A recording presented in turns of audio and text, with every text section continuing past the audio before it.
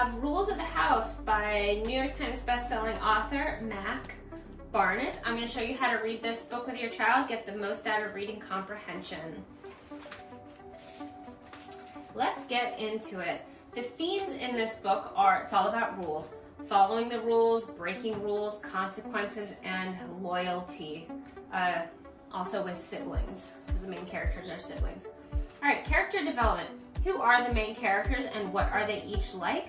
How do they get along? The first page establishes super clearly, Jenny does not like rules. She breaks them all. She's messy. Ian loves the rules, follows them all the time. They're opposite. They definitely clash on this. They do not necessarily get along because their fundamental ideas about rules are so different. Okay, interpreting words. How do the words and phrases deep breath and gusto explain Ian's actions? So this is just some word choice stuff that helps explain how fervent Ian is about the rules. I guess the illustration also helps with that too.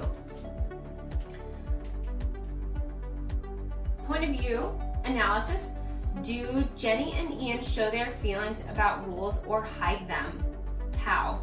Again, they are both very overt about their feelings about rules. Jenny is very anti-rule, Ian is very pro-rules, and they definitely show their feelings about it through what they say, what they do. It's a very like black and white line between the two. Okay. Next, moving on, analyze point of view. How do their actions show what they are thinking and what they are feeling inside?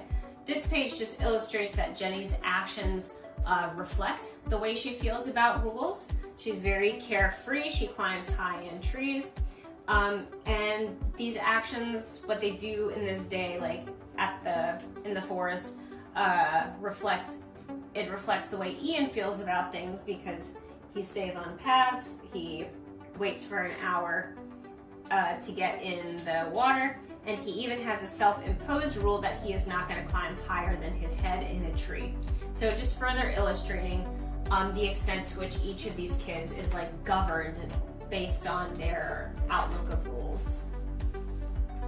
Okay, here, things are getting spicy. Analyze point of view. How does Jenny's actions show what she is thinking and feeling?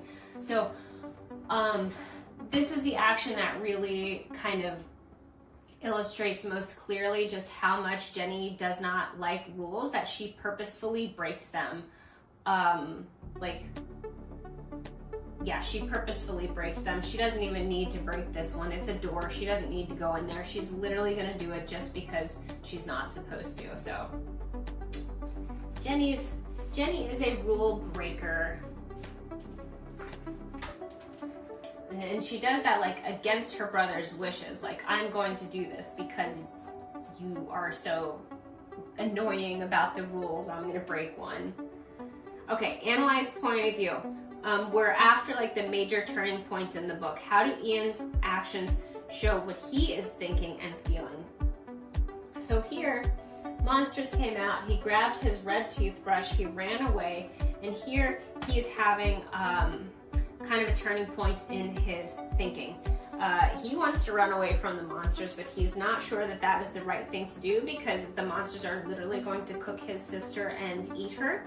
So he's thinking about rules and he's like, there's no rule in this situation, but saving your sister from monsters should be a rule that you follow all the time. So he like makes up a rule to do the right thing, to be brave and go back to the house with the monsters.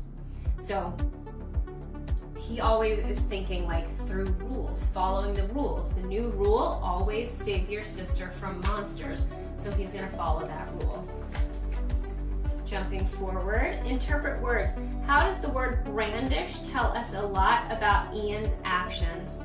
So Ian does not seem to be like a super brave kid, but when he brandishes a toothbrush, that word obviously implies a lot of bravery. So it's just a good vocabulary word because the picture illustrates it well, the context illustrates it well, and really it's just a good place to learn what the word brandish means. The context explains it perfectly. Good vocab spot. Jumping forward, character development. What event was the turning point Ian understood something that helped him solve a problem? So, he realizes that the monsters are rule breakers because they break a rule. But in order to tell this tale, he has to lie. In order to convince the monsters that they are rule breakers, that they have broken a rule, he has to create a lie. Ian must break the rule that their father said in the beginning, that you don't tell lies, that's a rule. He has to break a rule. So Ian has to realize that in order to save his sister, he must break a rule. So he is learning that there are situations where rules should be broken and can be broken, like if your sister is being eaten by monsters. So this is a big turning point in his thinking. He is going to break a rule.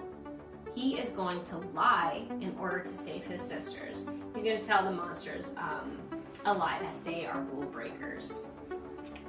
Jumping forward. All right, last pages, character development. Why and how does Ian's behavior change from the beginning to the end of the story? He was faced with that situation, with that extreme situation, his sister's being eaten by monsters, and he was in that situation where he had to realize that he had to break a rule. He had to lie in order to save his sister. So his behavior completely changed from the beginning. He went from a kid who was completely governed by rules to a kid who, when in an extreme situation, realized that maybe sometimes I don't follow the rules. Maybe sometimes I break them because I need to do something really important, extreme, like saving your sister from monsters. Central idea, what do we learn? So we learn that